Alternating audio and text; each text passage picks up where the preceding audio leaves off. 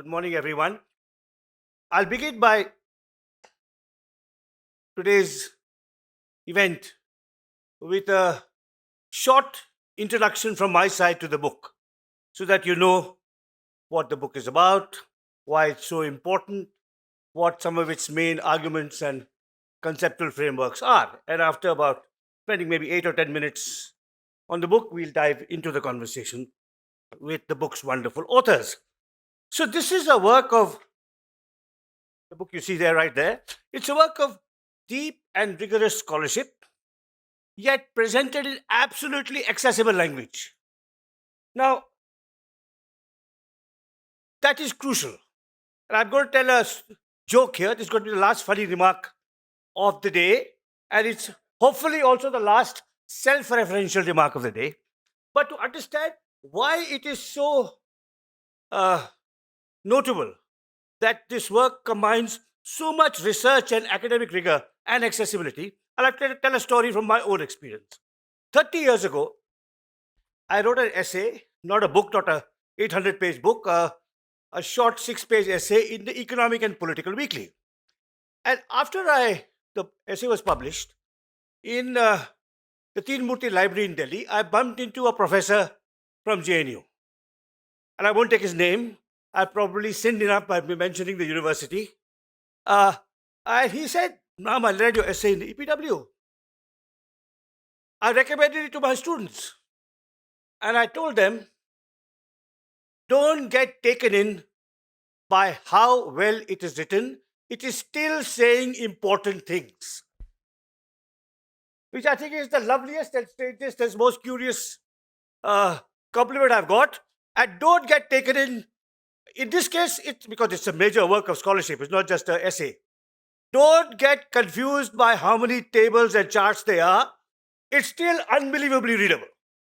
Right. So it's a work of deep and rigorous scholarship, yet presented in very accessible and often elegant language. You'll see flourishes, where there are references to films, to novels, to poems, to illustrate a complex economic or political argument. The narrative starts in 1947 and it runs to the present, or almost to the present, till the book was submitted to the publisher. And it authoritatively tells us how the Indian nation was forged out of its diverse and disparate parts, how the Indian state was built to administer, govern, and in theory emancipate the people of this nation, how the Indian economy and society was sought to be transformed in line with the aspirations of the people, not just to run the country, but to live in it. And it draws on the different yet strikingly contemporary intellectual and personal trajectories of the authors. Now, there's some things Devesh and Arvind have in common. One is that they are not bound by their disciplinary silos. Devesh is technically a political scientist, but deeply interested in sociology, quite literate in economics, and with a great interest in the law. Arvind is an economist, but interested in history, interested in literature. But they come from diverse perspectives. Both have academic experience. They've taught in some of the world's best universities. Devesh is currently a chair professor at Johns Hopkins, the School of International Studies, which is one of the world's great centers of learning. Before that, he was in University of Pennsylvania. Before that, at Harvard. Arvind has taught at Brown and Harvard and Ashoka. Yet they also have immense practical experience.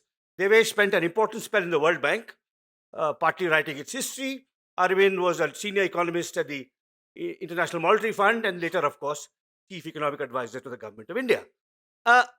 So there are these different but complementary intellectual skills and talents that are brought together in this book.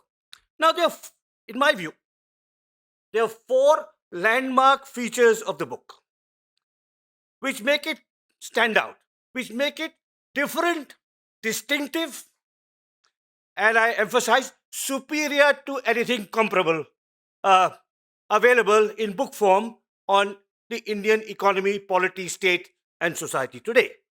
So the first way in which this book is distinctive is the staggeringly broad thematic sweep. So it takes these four major analytical categories: nation, state, market, society, and each is disaggregated into different elements.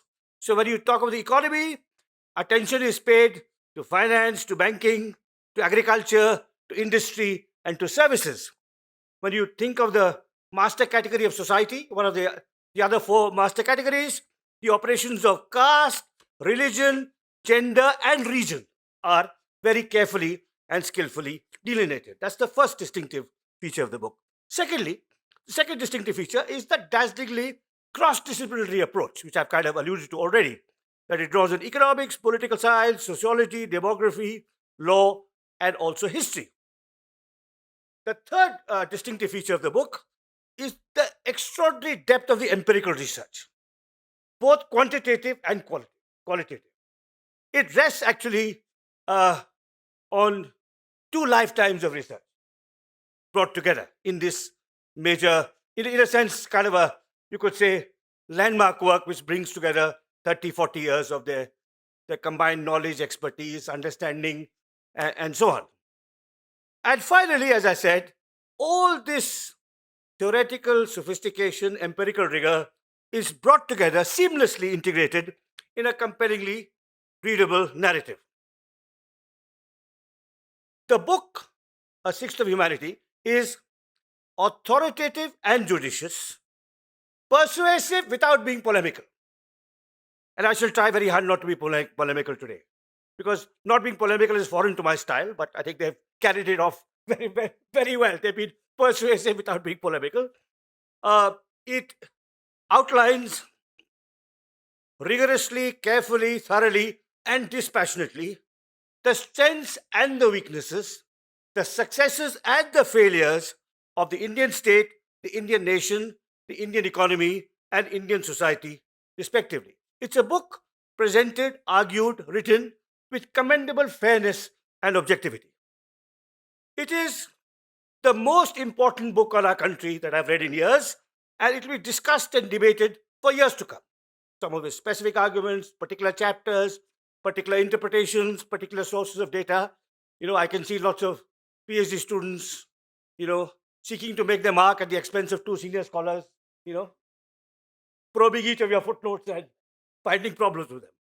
And finally, before we come to the conversation, I'd like to praise the publishers, HarperCollins, who've done a terrific job with production, typesetting, editing, the presentation of all these dozens of tables and charts in such clear, accessible way, so that no reader, even a completely numerically illiterate reader like myself, will not be intimidated by those charts, which really illustrate the larger arguments that they make. So with that, we'll start our discussion.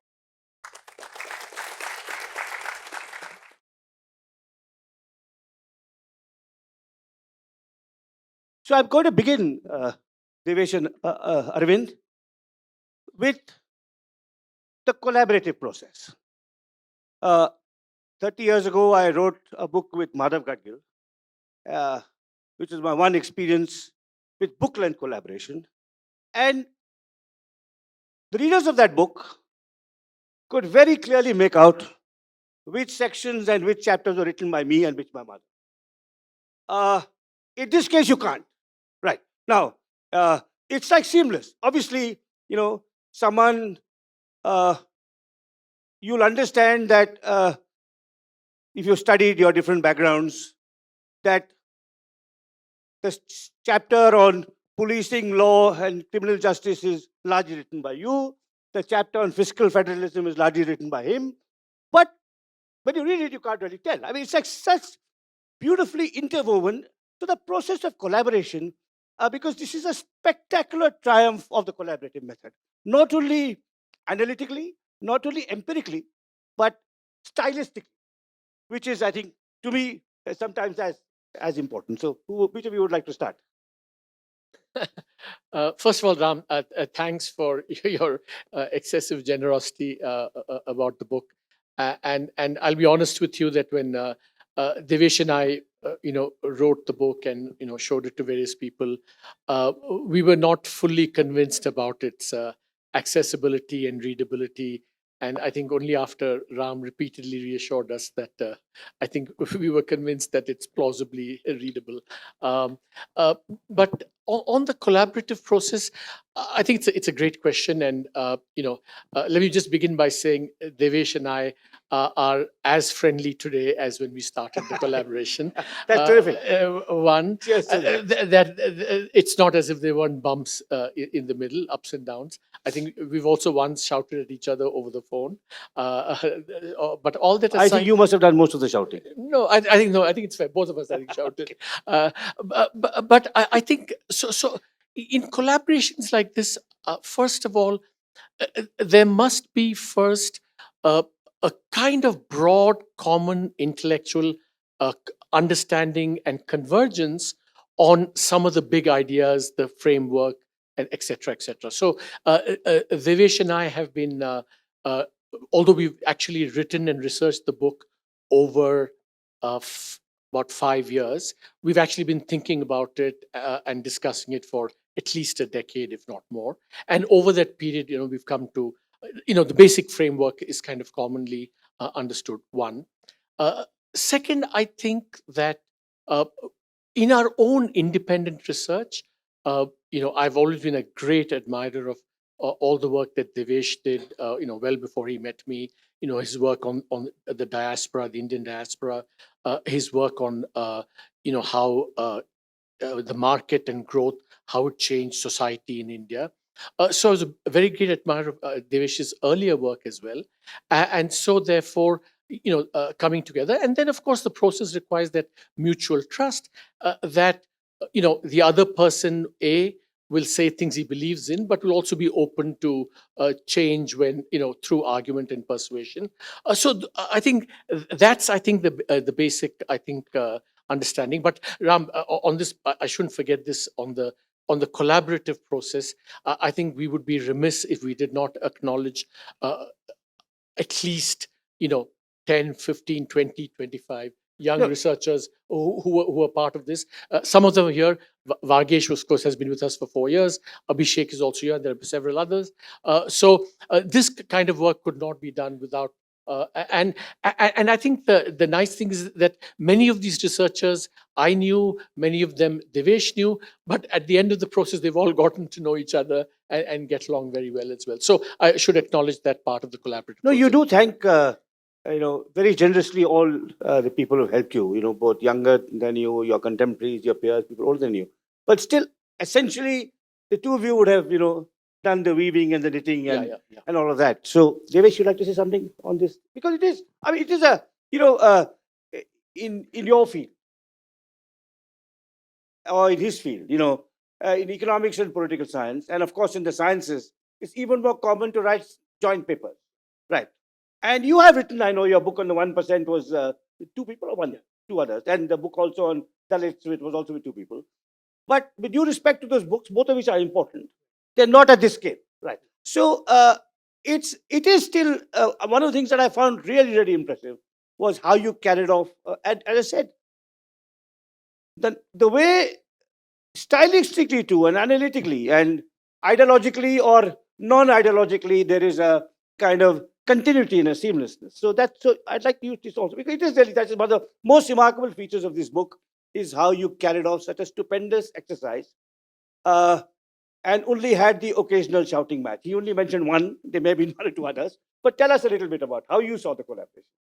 Well, I think sort of Arvind would joke it's a collaboration between a bhaiya and a hard charging tambram and sort of lazy bhaiya. One is, I mean, Arvind brings an extraordinary creativity and energy, as you know, Ram, for all these years. In some ways, a collaboration like this is like a marriage. There are rocky moments, but fundamentally, to make it work, you need trust and mutual respect.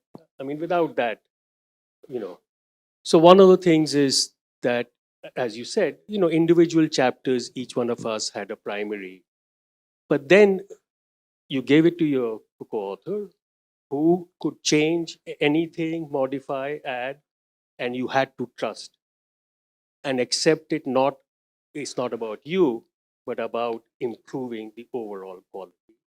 the product. So I think unless you have fundamental sort of trust and respect in who you're working with, otherwise, you think, we always think when we write, oh, we've worked so hard and we're very possessive of it. So you have to really let go of that and trust your colleague, co-collaborator, co-author, that he has better ideas and he's trying to improve. On that, I want to say two things. One, when you says you have to let go of your ego, that's a much bigger challenge for me than for Devesh, because Devesh is inherently a very. But there's a reason for that. And that the fact that you have a bigger ego than him has got very little to do with you being a tambram and he being a bhaiya. It's to do that he has spent much more of his life as a teacher. That may be true. That may be true. I think let's not go too much into that. I think then some things might come out. But the other I think important thing is that there's one very important complementarity in the collaboration. So obviously we've read a lot to write this, but Devesh, because of all his other work, has poured through literally about 3,000 plus government documents written from 1947 to today. Now, there were two spin-offs from that. One, of course, the book is informed not, or we tried hard, and this is a lesson also we picked up from Ram's book. If you read the introduction to India after Gandhi, is that when you write something like this historical, it's very easy to pass judgment with the condescension of posterity, to quote Linda Colley, but instead to have the perspective of how was it when decisions were being taken in the present, and reading those documents that Devesh had, I think brought that sense of perspective. So just in the book, we have a phrase which we use, that the Indian state was remarkably self-reflective, consistently self-reflective. It was frequently self-flagellating, but only rarely self-correcting. But the first part of that, saying that it's self-reflecting, is because Devesh had actually gone through all these documents to convince me or to show me that everything had been thought about. The second spin-off, of course, is that whenever one thing we try to do about the data in this book, which I think maybe may not have been done to the same extent before, is anything that we say in the book, we try and present data from as early as possible. And because Devesh had read all these documents, for example, anytime I wanted data on anything, I would just have to ask Devesh, and he would say in the 1964 Lok Sabha start question number 1722 had exactly this, and Devesh would find that. And so I think that was also very much part of our collaborative effort. So just one postscript to what you said, Devesh, and then I'll come to my next question. You said it's like a marriage. Now, I can say with some certitude, and that the child of the marriage will comprehensively outlive both of you, and reflects, I don't know, the faults of the parents, but certainly the kind of combined genetic pool or intellectual pool. Now, before I come to the next question has a slightly long, not very long, but it has a preamble. So listen to the preamble.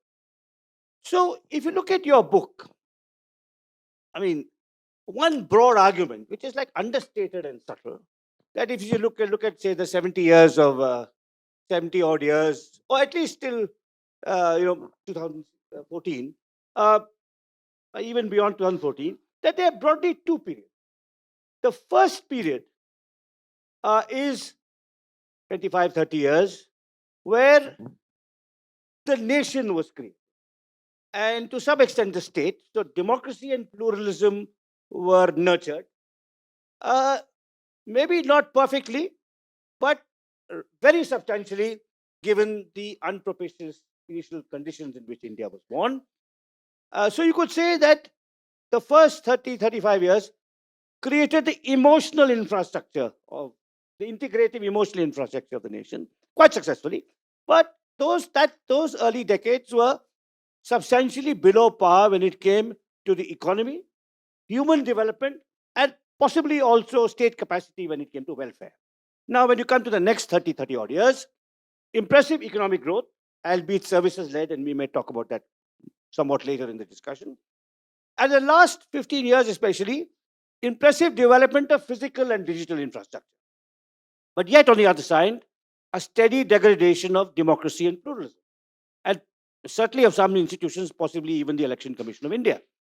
So, if you look at the broad arc of Indian history since 1947, the efficiency of the Indian state has increased in recent decades, but its ability to act impartially has declined.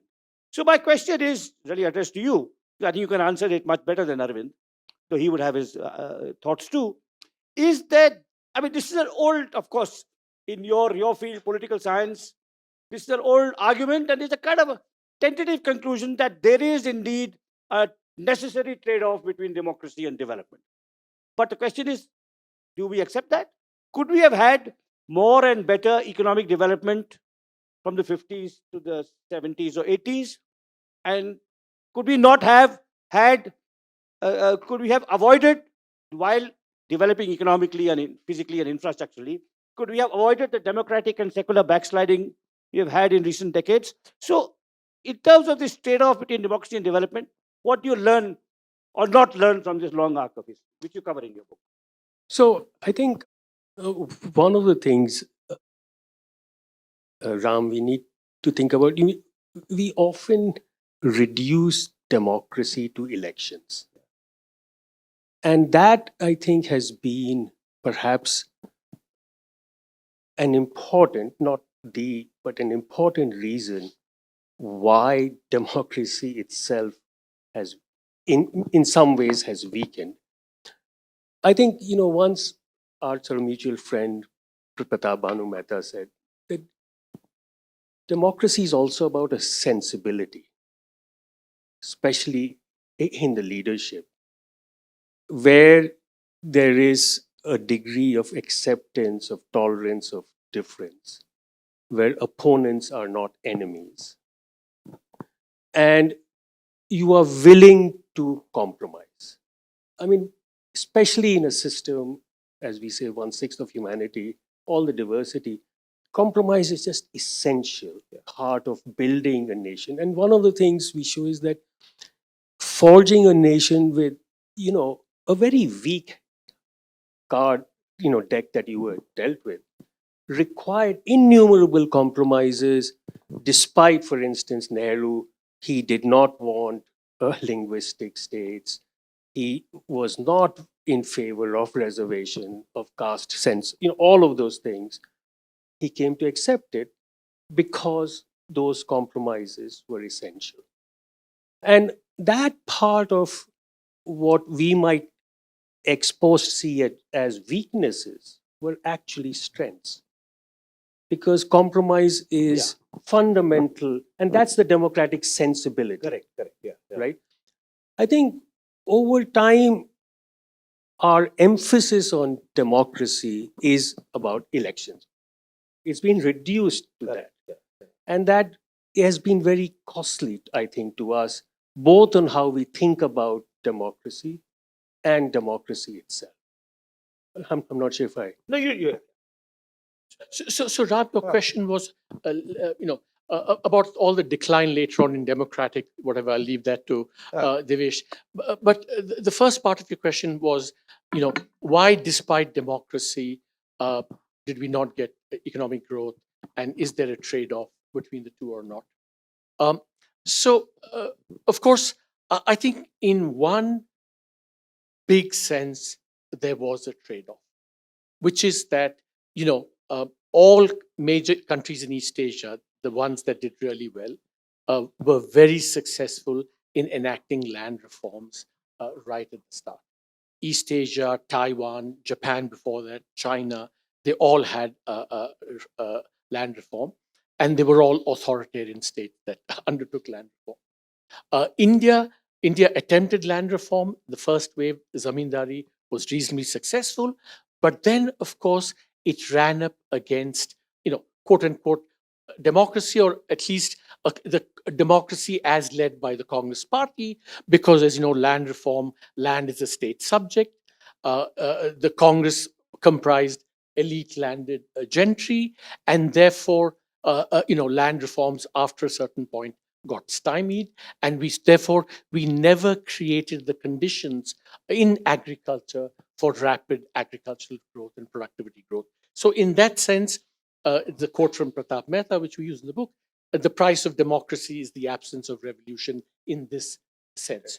However, the other major choices that were made that set back the economy had nothing to do with democracy. Import substitution, planning, etc., were just part of the ideological zeitgeist of the time, and especially with our leadership looking west, looking to Russia, looking to China, rather than looking east towards Korea, Taiwan, Japan. And of course the welfare state in Europe after World War II. And so they adopted this, which was therefore nothing to do with democracy, just the ideological zeitgeist and the preferences of our leaders as well.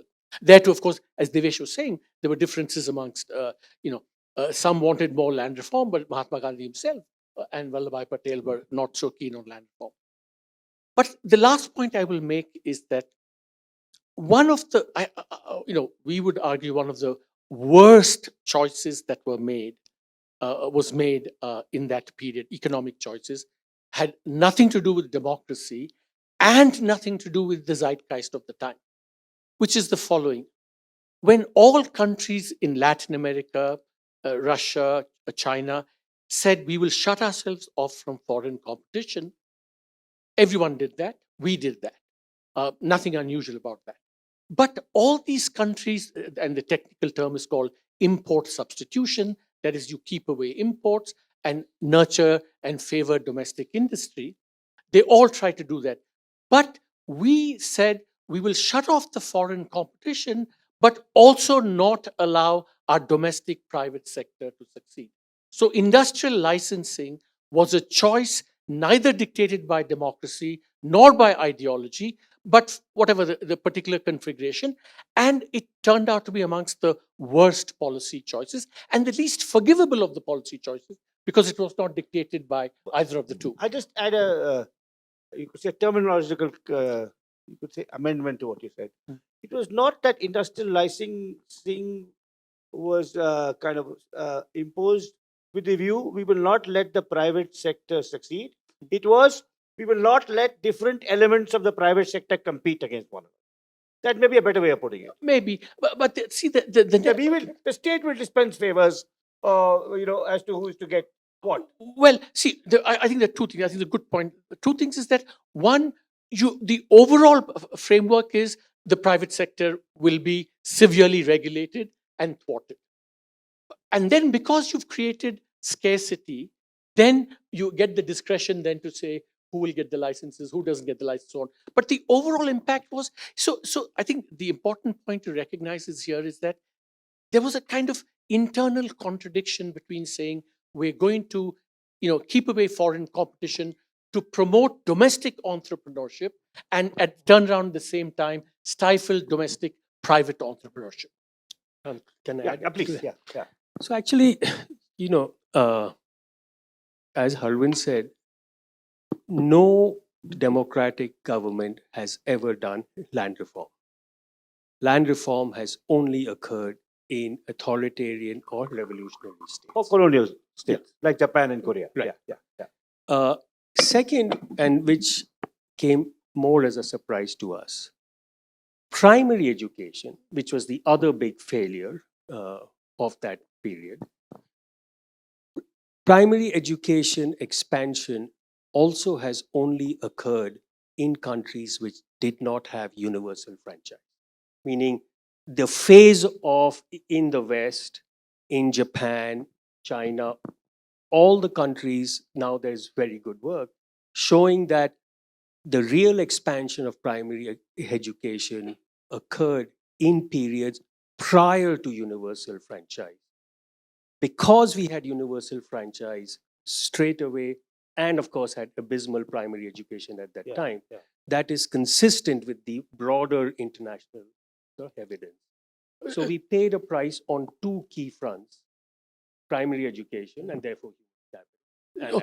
And Just small, yeah. The quickly the thing, move on yeah, to many things. yeah. No, the thing is that on Devesh is absolutely right on the general principle that even education has not been done. The exception, of course, is Kerala, where a combination of historical factors and social movements that led to expansion. While Kerala was good even at the start, the progress it made under democracy was also very impressive. So just note that Kerala is a bit of an exception. And on the land reform, Ram, you will know better that actually the earliest and most successful land reform in India was by Sheikh Abdullah in Kashmir, That's right. and it was a authoritarian thing as well.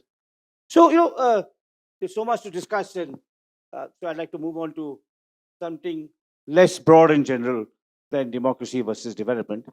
And, a real hallmark of this book, which again, among them, I should have actually said at the beginning, it's the fifth way in this book stands out, is its very illuminating, and carefully worked out comparative approach. So it's India versus other countries, which Arvind and Devesh have alluded to in the last answer. So it's Taiwan, Korea, China, Indonesia. There's a very interesting chart showing how we've done much worse than Indonesia in several respects, which are completely revealing to me. So that's one part of it, but we won't discuss it because there's so much to discuss. The other really fascinating way in which this book is truly comparative in a new and original and compelling way is the different states of India compared against one another. So one of the most best chapters of the book, at least for me, I mean others will have their other favorites, but I think about this book is you can all you like the whole book, but some things will particularly resonate with you.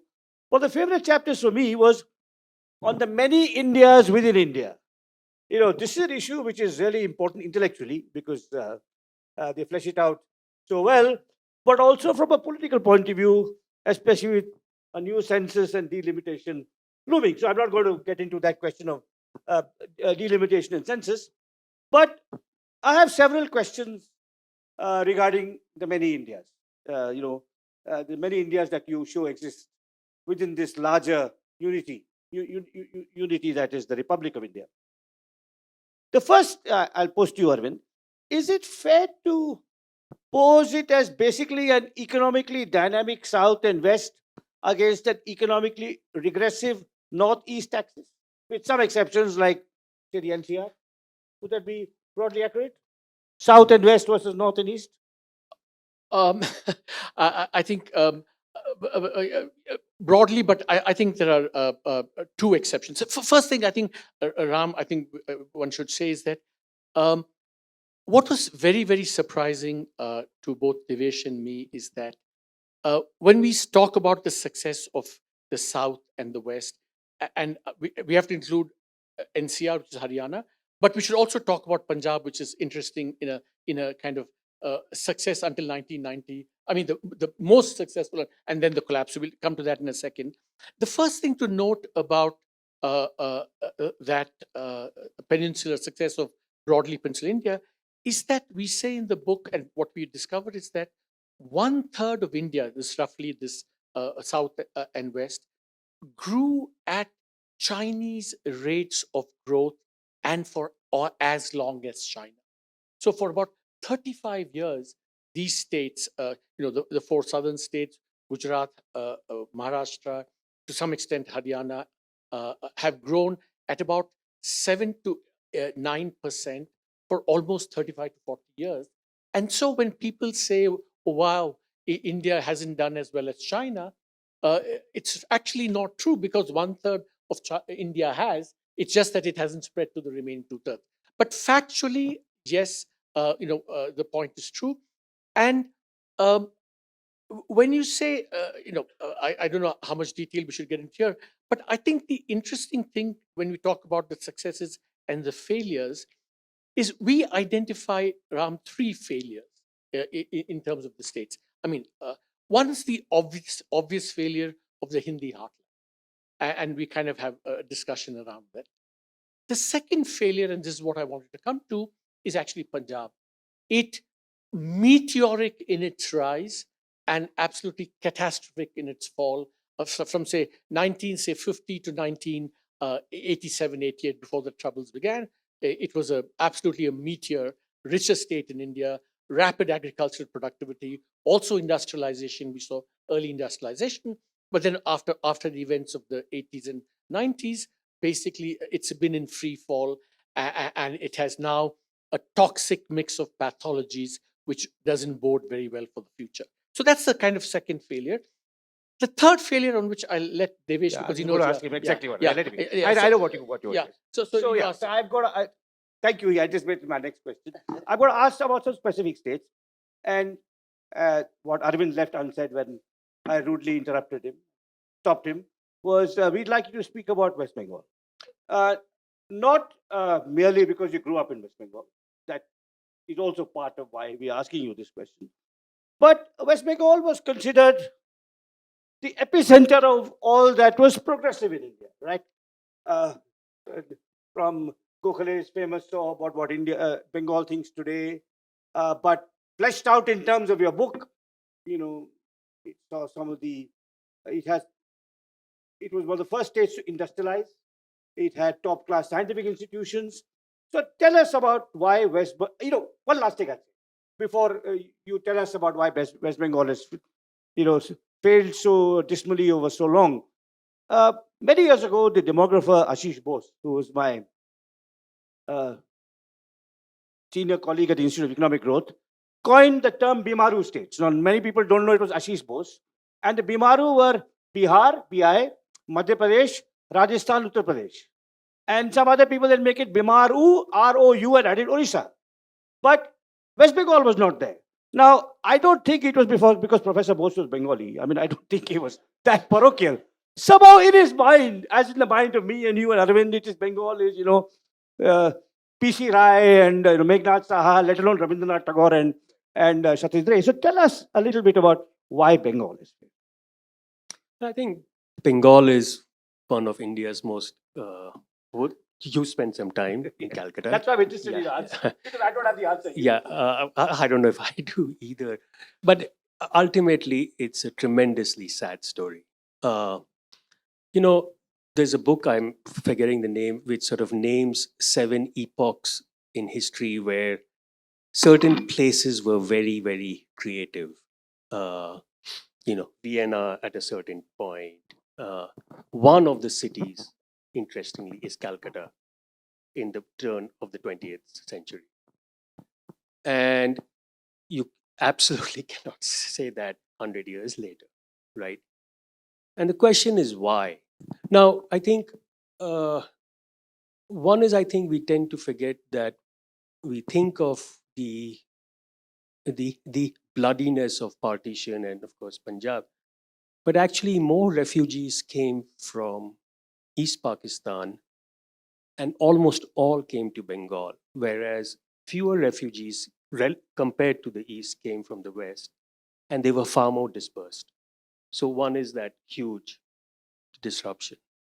The second is, I think, one severe undermining of Bengal's comparative advantage and the East was the freight equalization policy, which really meant that their comparative advantage was really sort of undermined. But the third has to be, and we say it, and I'm sure we'll get lots of brickbats. We say Bengal is the only state that was truly betrayed by its intellectuals. Who was I think betrayed in terms of flight also. They're all in America, Yeah. teaching left-wing economics in America. exactly, but they, who were absolutely very, very free and very nicely, all the problems of imperialism. I mean, you and I would grow all these rallies. It's about Cuba and Vietnam, but nothing about what was happening under their nose. Yeah. And so, for the left, for the organized sector, where the unions were, where they drew their strength, they forgot that most basic dictum. You cannot have a strong union movement in the organized sector if there is no organized sector. And once capital fled, it never came back. But what then made it much worse from the 90s onwards, for 100 years, people from around the India came to Calcutta. From the 90s, every young Bengali who is educated and is ambitious wants to leave the state, right? And there's no better indicator of a country's or any place's future if the young don't see that place as part of their future.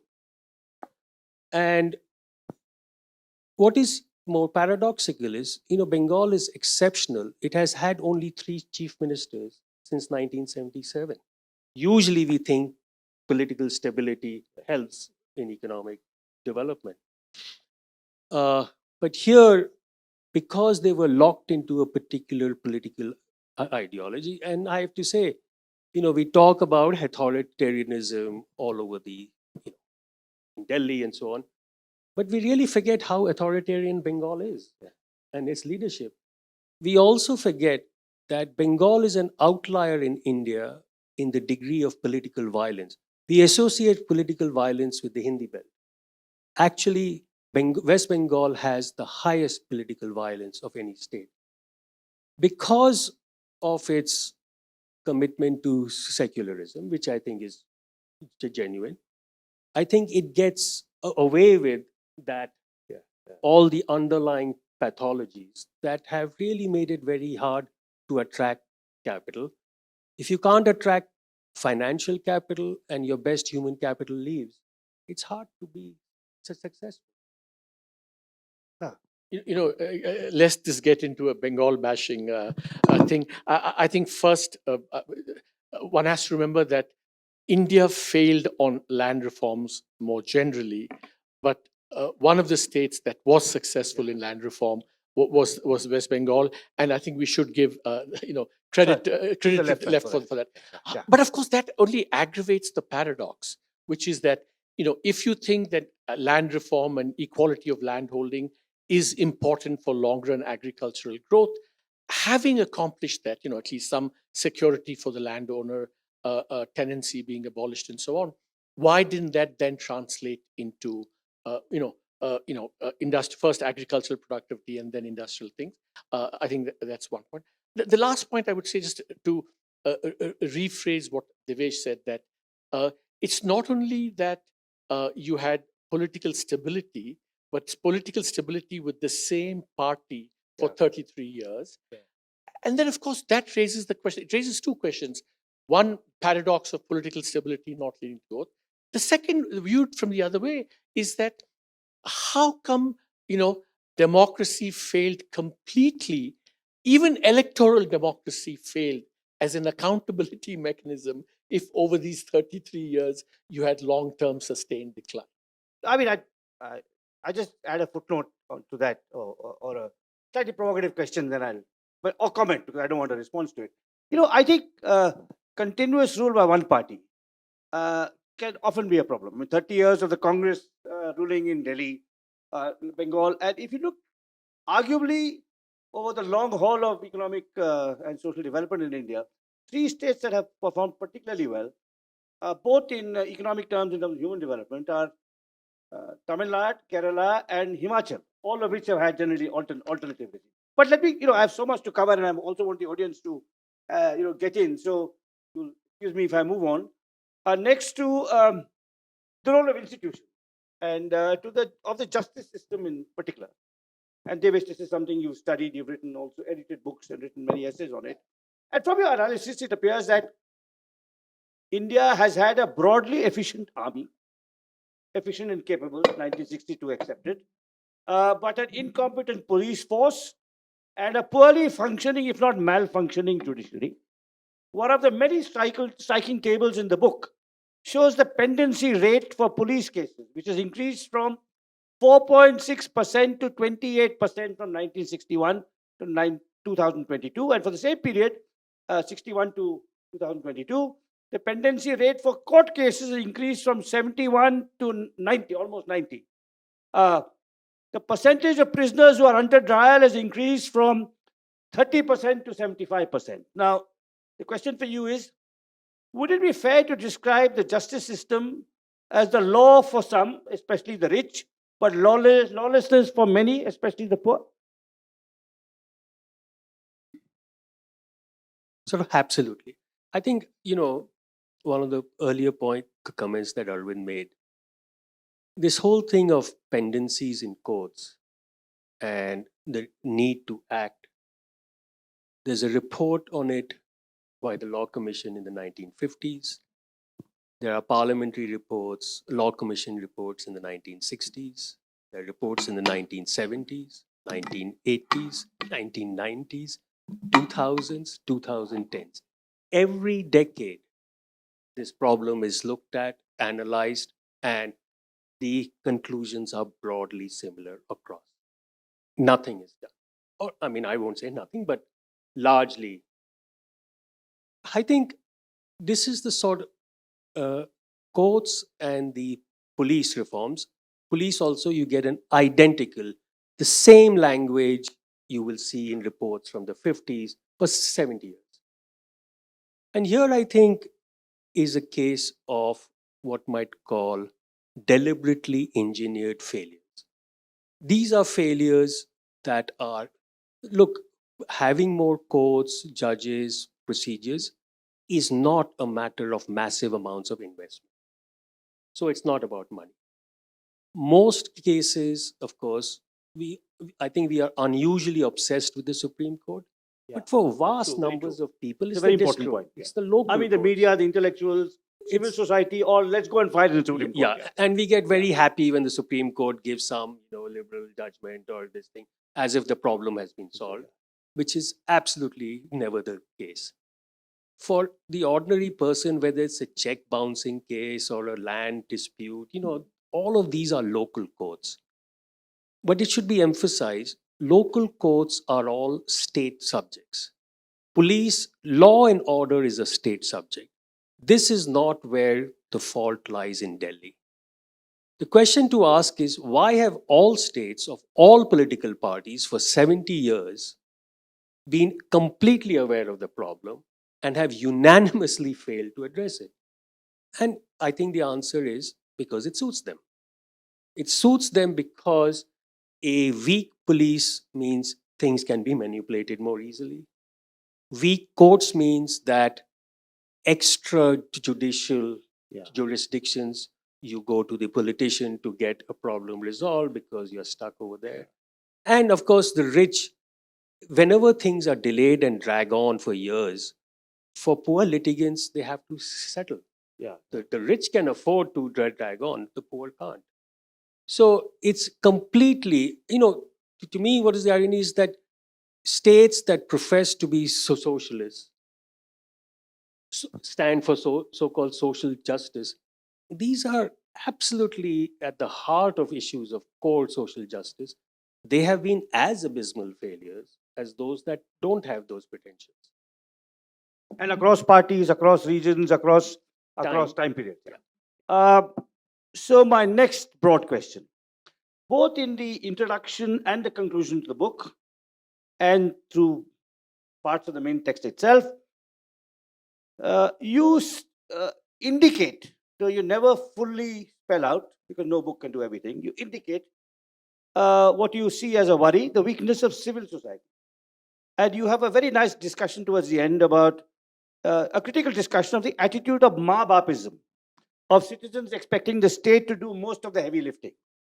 Now, this maa-bapism has persisted from 1947 to the present, despite economic liberalization. And indeed, one of the few things that Jawaharlal Nehru and Narendra Modi have had in common is that they both have, in one case, implicitly and shamefacedly, in the other case, openly and deliberately, wanted to replace Gandhi as the father of the nation. How they kind of act, right? So they are the protectors, or Nehru, in case Nehru was, and Modi is, the protector and guarantor of all Indians, right? So there's that kind of patrimonial aspect to it. Now, I've grappled with a question for myself, which I won't ask you to answer, but I'll just share it with you and with the crowd here. This would this maa-bapism have been weaker? Would civil society have been more proactive if Gandhi had lived another 10 10 years or so, because Gandhi was very clear that you needed civil society. You know, civil society had to challenge the state. If you look at some of his last remarks, he says, we will have to launch peaceful satyagraha against our independent government if they, don't act on abolishing untouchability and so on and so forth.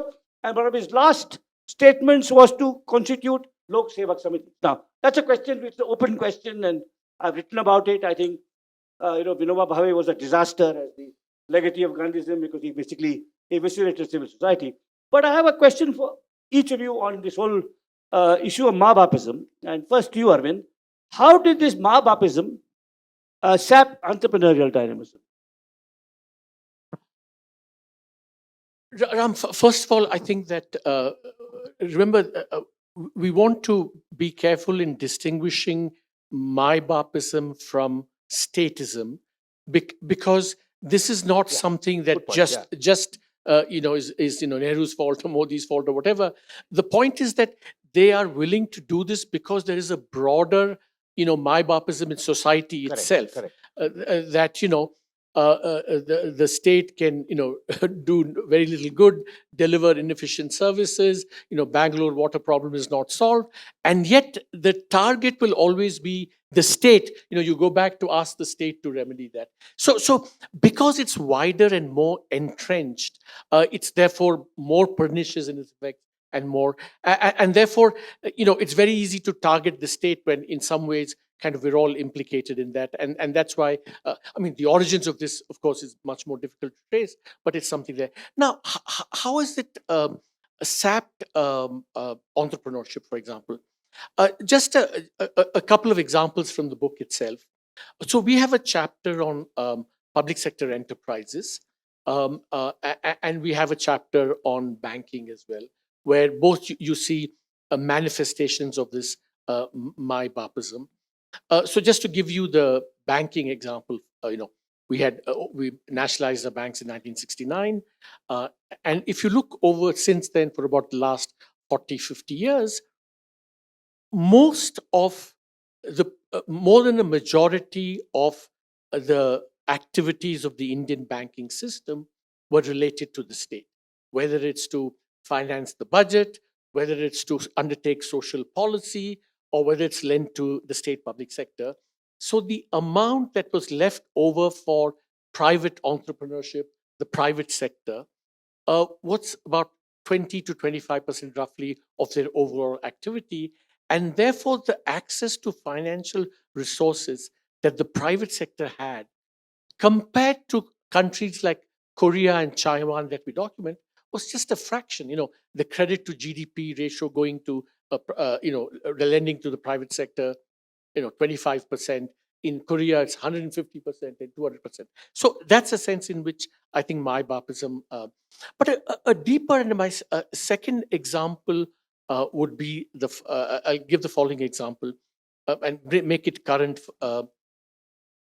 Take the power sector in India, even today. Maa-Bapism takes two forms today in India, in the power sector. One is to give free subsidy or free power to the poor, and in turn, because of that, we tax manufacturing in the sense that manufacturing on average pays double the price of power that it should in any efficient society. Now, here's the paradox.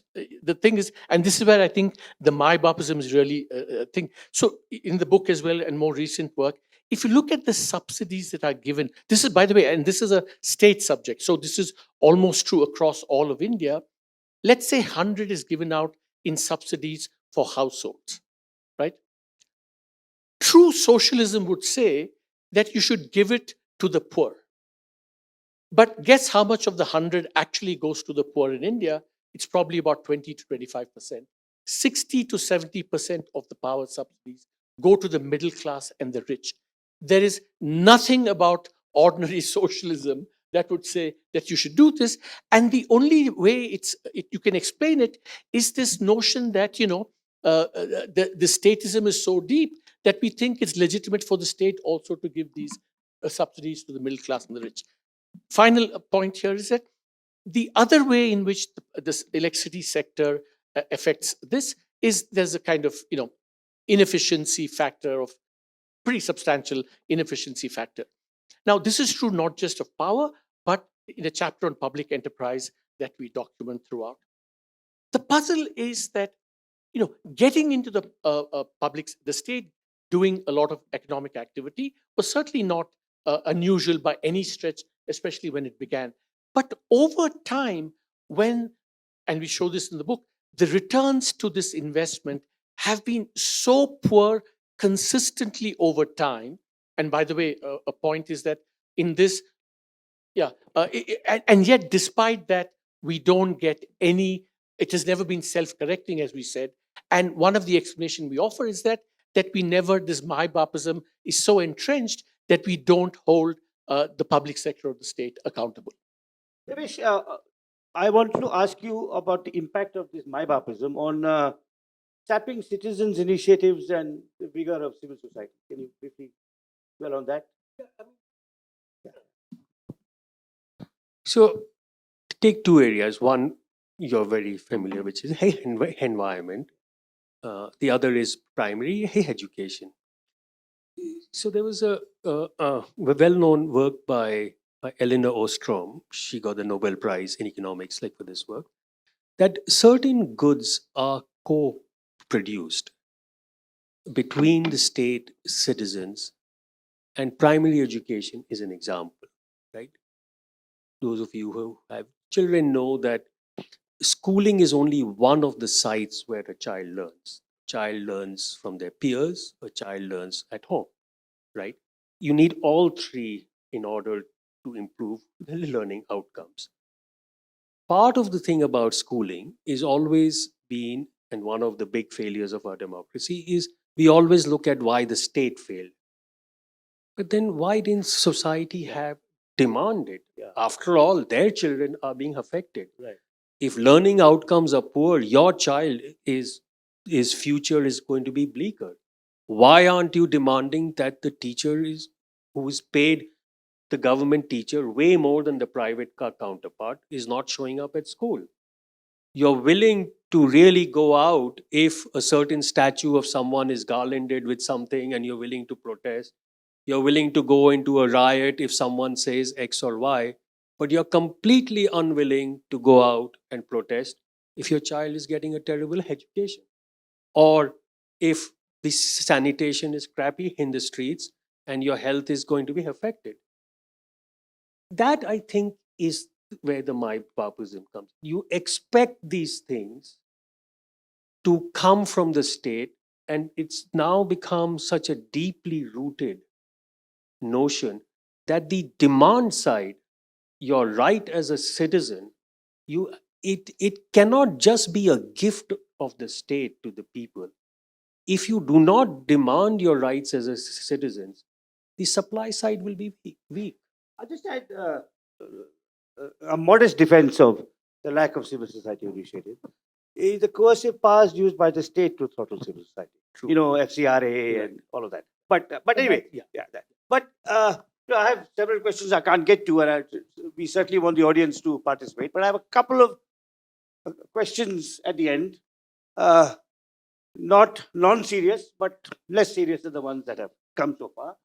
So, Devesh, first a question for you.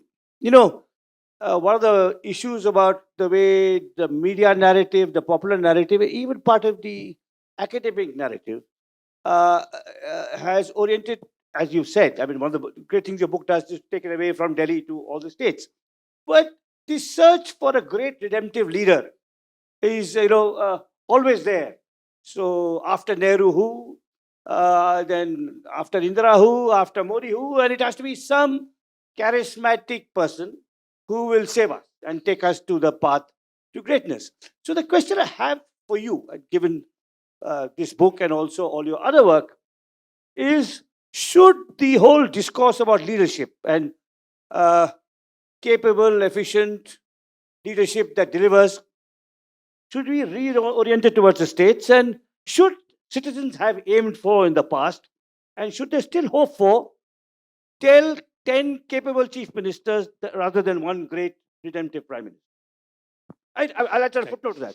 I mean, arguably, if you look at, Nehru, of course, did great work in his first few years, but after that, if you look at the uncharismatic prime ministers, Lal Bahadur Shastri, to begin with, Narasimha Rao, Vajpayee was partly charismatic, but only partly charismatic. But Manmohan Singh kind of equaled Narasimha Rao in the uncharismatic stakes. As they used to say about Narasimha Rao, he had the charisma of a dead fish. And if you look at a balance sheet, maybe the uncharismatic prime ministers have possibly performed even slightly better than the charismatic ones. But should we really be looking at, should every Kannadiga say we want, a chief minister who is better than Devarajan? Or in Tamil Nadu, a chief minister who is as good as or better than, Annadurai or Kamaraj, rather than, so that kind of, the leadership question. So I'd like your reflections on this. Well, Shouldn't we provincialize the leadership question? well, if you want charismatic leadership, look like to the United States right Yes. now.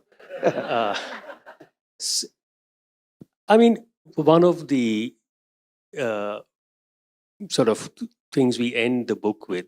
So the book is not at all prescriptive. The last chapter is, I think, 5 pages out of the Yeah. 750. We focus on just one, if you want to call it, prescription for the leadership class, which is to take a bit of the Hippocratic oath to do no harm. As much when we think about leadership, it's as important to have this sense, do no harm, allow your citizens to do what they want to do, and that alone can go a long way. But instead of thinking of one great leader in Delhi or 10 chief ministers, I think we would argue that in this century, at least going forward, as we urbanize, we need 3,000 charismatic city leaders. The real engines of growth will be urban areas. You know what's happening in Bangalore way better than us. And our cities have been so stymied. We show that the real problem of centralization in India is not Delhi versus the states, but the states vis-a-vis their local bodies, especially their urban local bodies, because the 74th Amendment has been basically completely. Eviscerated. Yeah. And I think if you're a sixth of humanity, you need a far broader Right. cross-section of leadership Leadership, yeah. at different. Absolutely. It Well said, yeah. diversifies risk. It brings more engines of growth. Yeah. That's what I think. Very well said. So, Arvind, the last question for you. One of the book's thesis, major thesis, is on what you call precocious servification, which very simply to a non-economist like me means, if you look at the trajectory that other countries have successfully followed when it comes to economic development, they've developed a robust manufacturing sector. So it's not just true of the first industrializers of Western Europe and Latin, North America, but also China and Korea and Taiwan, and then services. Whereas here, we've really succeeded much more in services than manufacturing. So my question to you is, given our precocious servification, could we say provocatively that Bangalore's success was India's failure? I was about to say I should be careful in the Bangalore audience in You answering. can say that. anything. Yeah, We are not as thin-skinned as other parts of India. Uh, We are not like, I won't name the states, but you know what the states I mean. You can say what you want. So let me say, just 3 things about 3 points on this question. One is that one attitude could be that, we couldn't do manufacturing successfully, especially low-skill manufacturing. So thank God we could at least do services. So count your blessings. Otherwise we may have been, the counterfactual may have been not manufacturing over services, but neither manufacturing nor services, which would have left us infinitely worse off. That's point one. Point number 2 is that to a Bangalore audience, and the startup, tech, whatever, the absolutely dynamic, innovative audience, I would say that, if you look at the numbers on, Bangalore is a great city. We've done a lot of things that even if this is extraordinarily successful, double Chinese, rates of growth because of services, by definition, it's going to be non-inclusive growth. In that sense, it's not that Bangalore is at the expense of India, but Bangalore is only Bangalore, and it cannot, help, the rest of India. So that's point number two. That's why employment-intensive growth has to be the focus of any strategy, and we failed comprehensively on this. The last point is the most subtle and the point which actually vindicates what Ram said. So about 20 years ago, I did some research with several authors, including Raghu and things, and we wrote a piece in the Financial Times. It's from that academic paper where we call this the Bangalore bug. The Bangalore bug, in economics, there's a phenomenon called the Dutch disease. So in the Netherlands, when the price of oil went up, the country became very rich with oil, but because the currency became very strong, the manufacturing sector got devastated because of that. The equivalent in India is Bangalore, in the sense that because services were very successful, two things happened. The exchange rate became much more stronger, which hurt manufacturing. And the second thing is the common pool of talent for manufacturing and services, supervisors, designers, architects, which both need, the prices of those got bid up extraordinarily, and that also made manufacturing less successful and less competitive. So it's in that sense that Bangalore came partially at the expense of India. But the last point I want to make is that here, that we document another example of why manufacturing was affected, which is that the government labor market in India acts a bit like Bangalore, in the following sense.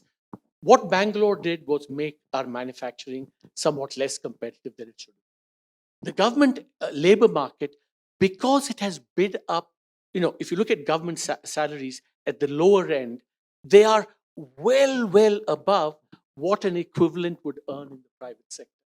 So having this government labor market dominating everything with very high wages at the lower end makes manufacturing competitive. So Bangalore has come partly at the expense of the rest of India.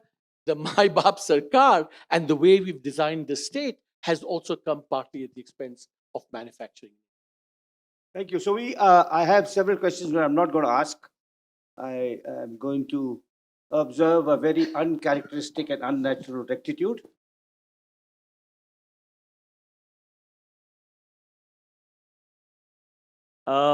Is getting to middle income status, say of around, say, 8,000 GDP per cap for India, I guess that's Thailand levels, realistic for us by 2047? And if it is, what are the 3 to 5 things we need to do? So I don't think you need to get into prescription. Are you happy? I'll say Okay, that quickly, we will not answer the second question in the spirit of the book, where we're not going to give you 1, 2, and 3, because Yeah. Devesh and I will disagree on that, but ourselves about that. But the short answer is you need a miracle to achieve that, or putting it less politely, very, very difficult, for one very simple reason. To get that status, India has to grow for the next 22 years, whatever it is, at about 6 to 6.5% per capita GDP. India has never done that, except for a very brief period. And to do that, we need much better policies. We need more inclusive manufacturing growth. And also, we need a more favorable external environment. When we achieved that growth, we had that combination: a favorable external environment, a lot of reforms, a lot of investment, which together gave us that.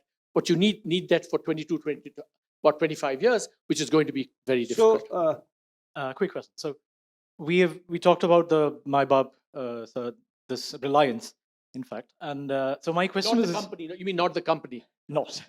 Yeah. So my question was essentially, where do you see opportunity? Again, not prescriptive, but from history and from other countries having done the same. Ask about the past. We don't want to get Okay, in. about the past. Yeah. Your curiosity about the past, Yeah. rather than your What impatience have with been solutions. cases where, for example, societies that risked the disillusionment of sort of like, oh, it's never going to change, things are like stagnant and so on, where have, let's say, other countries leapfrogged when it comes to civic society participation, or like solving the problem of city governance, all of that stuff? Like So, okay, Yeah. so your question is, Where have the- there been any successes in the past?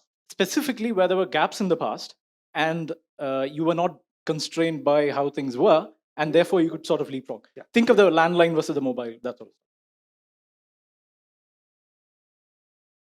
So I'm not sure if I fully understood the question. Yeah. So was it that there were countries that had certain gaps and found ways, creative ways to overcome those gaps?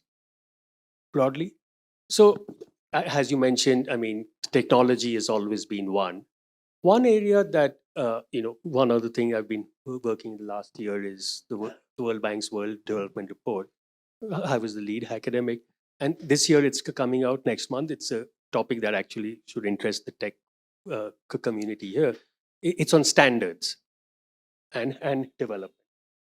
And standards is everything from the quality of steel that you use in sort of rail lines to compatibility standards for the internet, etc.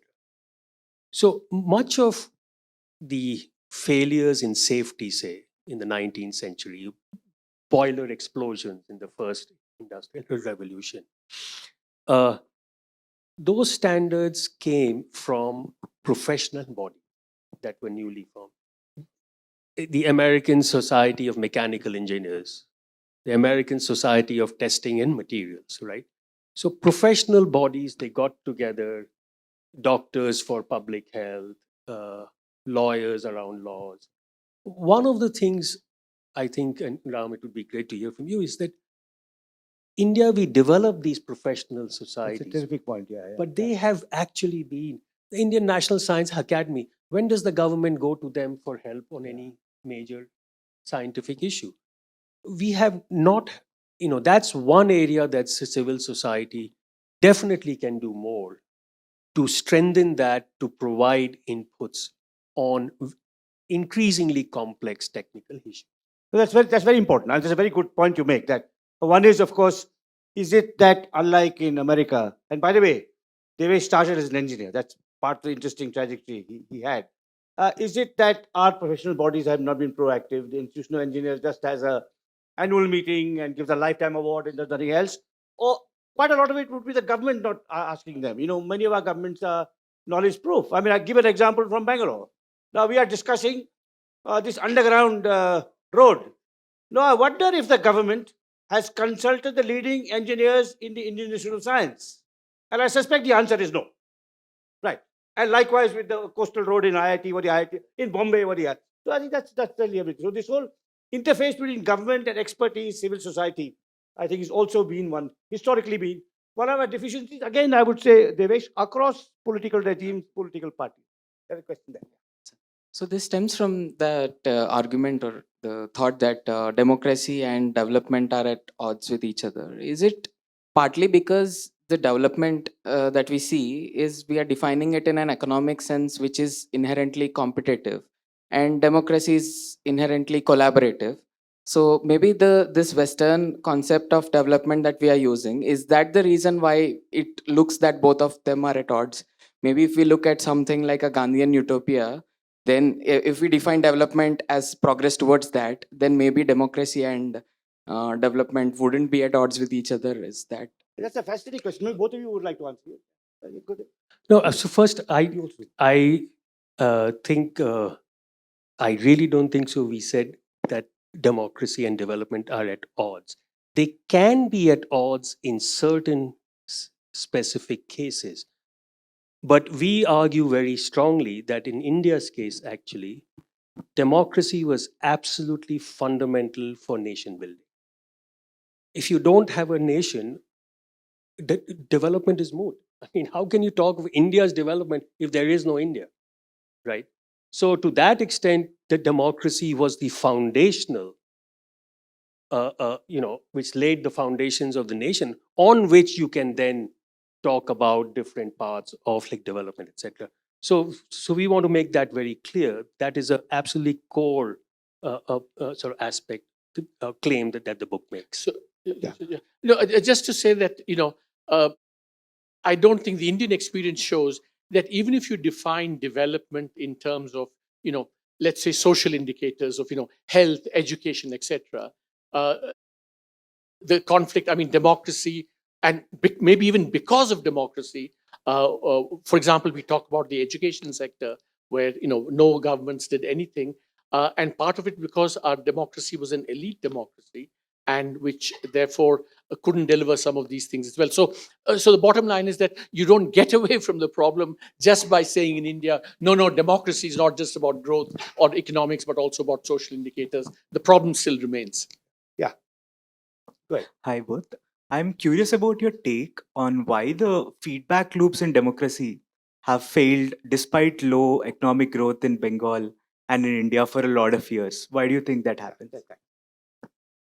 So is there, the Bengalis are argumentative, debating, there's a relatively free press, it's not as, so why has that feedback loop failed? I mean, one is the phrase you used. Maybe if you are knowledge proof, no feedback loop will ever work, right? I mean, I must confess, when we read, for this book, we ourselves were at a loss because, the usual claim among economists is, informational asymmetries. That explains, it's a buzzword used all the time for all sorts of things. No, there were no. In fact, what really surprised us and was frankly humbling for us as academics is just how well these reports were done. I mean, it's quite amazing.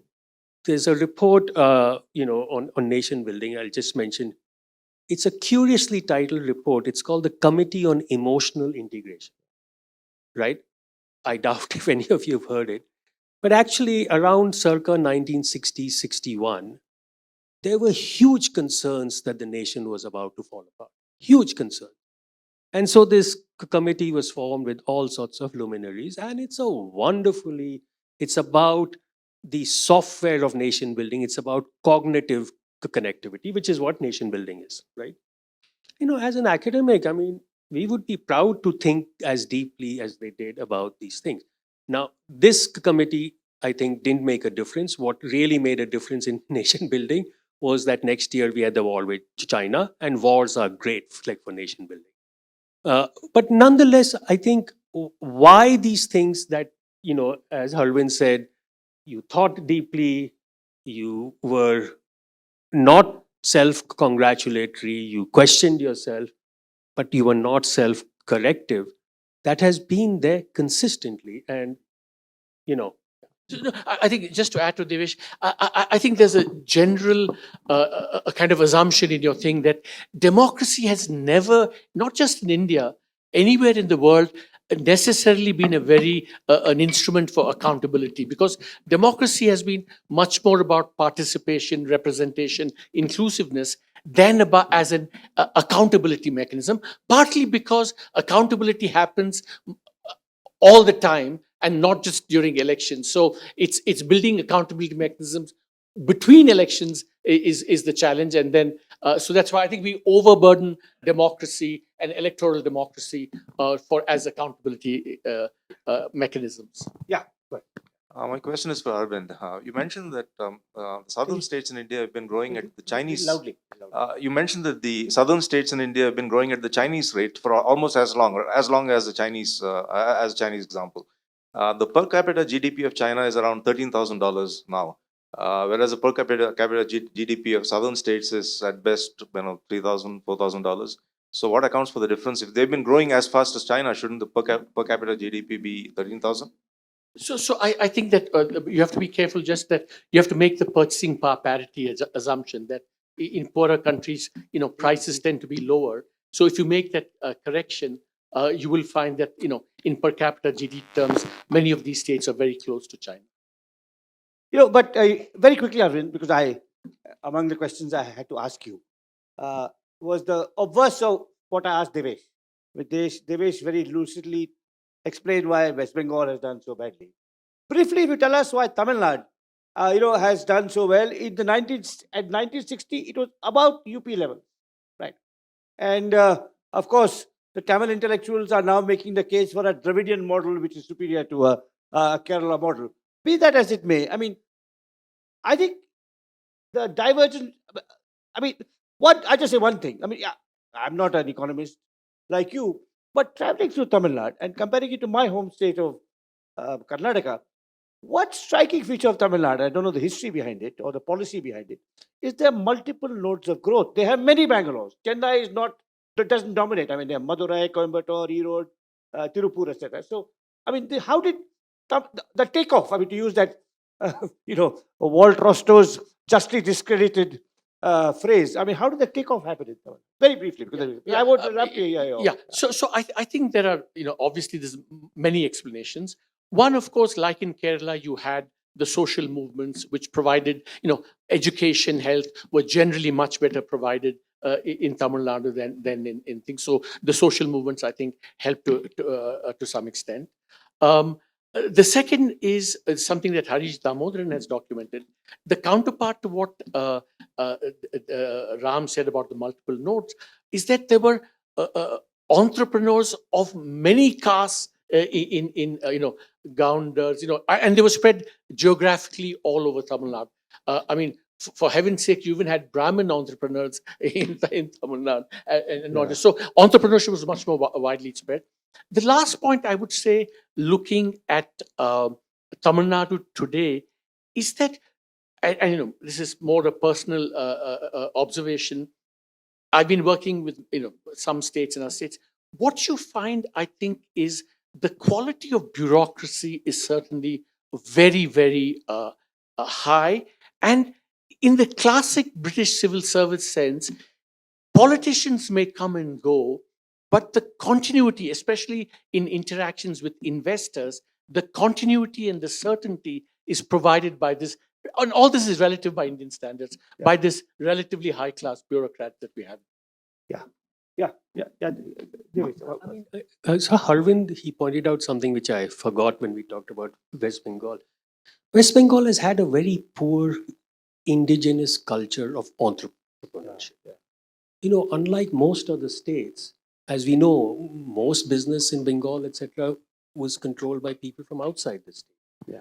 And outside the country also. Exactly. Yeah. So in the beginning of the 20th century, like P.C. Chandra, there was, but very- somehow entrepreneurship was really frowned out in the Bengali intellectual culture. It never was given a certain societal legitimacy. Yeah. And the second is, just like you said of the nodes in Tamil Nadu, Bengal is exceptional among Indian states to the degree to which Calcutta dominates. And even that's not a node. I wanted to hear more about education from you both, not just primary education, specifically our failure to recognize its importance in our development for the economy and the society at large. Both of you quickly? Good question. Yeah, you see, I think in the chapter that we talk about health and education in India, I think there are two, very interesting facts. That for the first 30, 40 years, we completely neglected primary education, and we also neglected basic public health. The second interesting question is that since about 1990, we have made a lot of progress both in health and education. But the interesting thing is that there's a certain pattern to this. So take primary education, for example. Enrollment has shot up and now is more than 100%, but learning hasn't improved. Infant mortality has come down, comparable to world standards, but nutrition, sanitation have not improved. Infant mortality also has come down quite remarkably, but child stunting has not improved. So the paradox is not why India is doing, of course it's doing, not as well as it should, and it is a precursor for development, but the pattern in India is very interesting of, why it didn't happen, and when it happened differentially. And I think in this, many reasons, but the best one that, Myron Weiner said, of course, is that we've always had a hierarchical society where the spread of, education as an inclusive value has been very slow to permeate society. So, Devesh, I'd like you to say a little bit about higher education. What did we get wrong, did we get something right? So just as a, one observation, we have the book. See, what is the one thing that India has, if you want to call it, in excess? It's people, right? We have a sixth of like humanity. Yet, what is the one thing we have so badly handled is human capital, both health and education. Higher education today, India is a complete outlier in the gross enrollment ratio relative to its per capita income. We have, uh, 15 years ago, I was asked, I won't say who, take names, to comment by someone in the UPA government on we still had I forget, the 12th or 13th plan on higher education. If you took out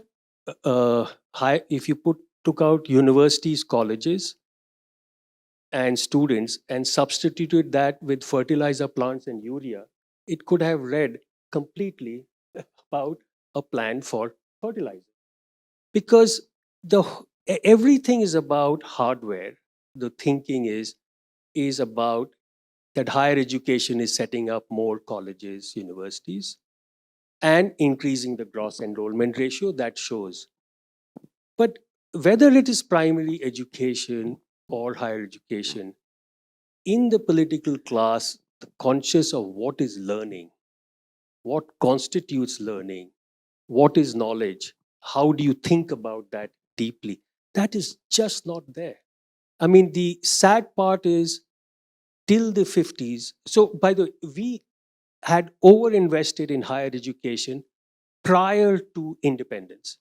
Before independence, India had more people in college than Japan, than France, which is quite extraordinary for a country whose literacy rate was barely 10 to 12% in 1930.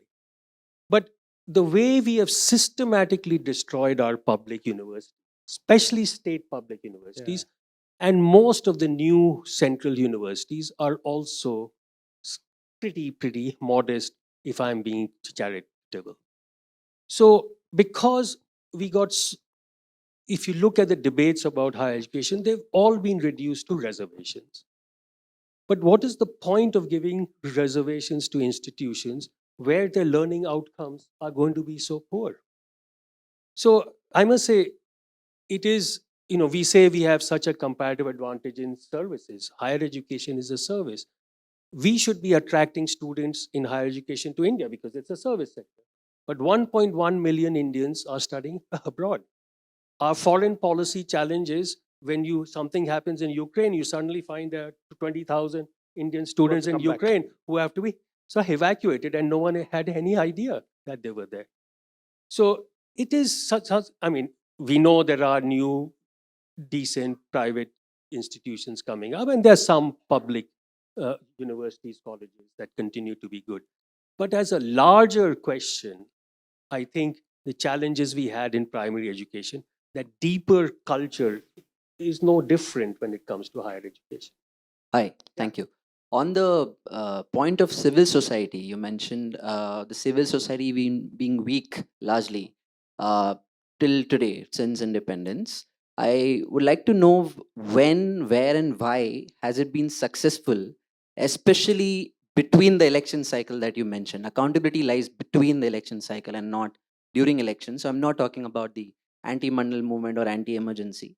So I think Kerala would be a good example. I think, say, if you look at KSSP, the Kerala Sastra Sahitya Parishad, and other organizations, I think Kerala would be a very good example which you can learn from. I don't know about Tamil Nadu and others, but Kerala would be a. From the discussion, I could understand that,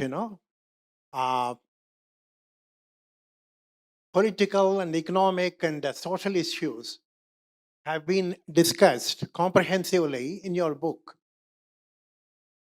I wonder why you have underplayed the role of leadership, because as you know very well that, and in fact, in Dr. Guha's book also, he dealt with leaders from during Indian Renaissance period, from Raja Ram Mohan Rai to Radhakrishnan. They played, leaders played. They played a vital role. They invigorated and they inspired the masses as well as the intellectuals. I think the question is clear. I mean, The book runs into 750 pages. We didn't want to add more. See, first of all, uh, in the end, you have to also play to your strengths. That's not our strength. And you are absolutely right. Of course, leadership matters. Yeah. Undoubtedly. But that's not, in a sense, the focus of our book. And you're right that that might be a major lacuna, but we just don't have the expertise. I think that's extraordinary. It's an answer reflecting extraordinary intellectual honesty. So may I partially emulate it? You kindly mentioned my work. When my book India After Gandhi came out, not the book you're referring to, but another book where leadership is very important, India After Gandhi. It was reviewed by Ashok Desai, who's one of our, who's a wonderful economist and also a wonderful stylist, like some other people in, on this stage. And he said, he praised part of it, including leadership, and he said, this book is weak on economics, even though it has 3 chapters on economics. It's weak on economics, and I'll tell you how. It has no tables. And he was absolutely dead right, So no book can do everything. I'd say when it comes to politics, institutions, economy, the state, this is an extraordinary book. So, I think that's, I think Devesh has been completely, I mean, it is characteristically, modest way. But no book can do everything. But this book does much more than any other book has ever done. You can take it that from me. My question is to Arvind. Like you have talked about, I believe, about the GDP numbers and what their accuracy is, if I'm correct.